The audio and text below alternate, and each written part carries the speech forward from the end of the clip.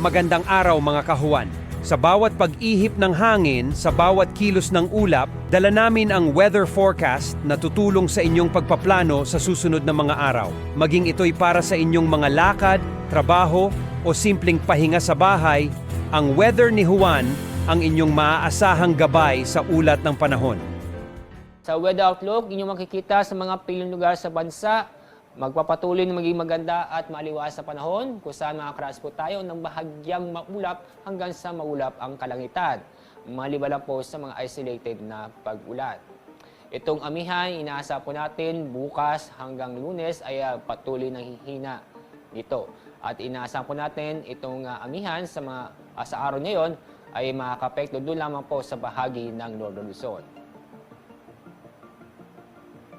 Ang araw pong sisikat mamaya pong 6:05 ng umaga. Ang araw lulubog sa ganap na 5:25 ng hapon. Ang bawat hagupit ng hangin at bawat patak ng ulan ay inyong masusubaybayan dito lang sa Weather ni Juan.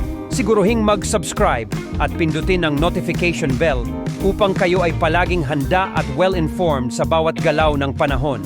Abangan ang susunod na weather forecast video.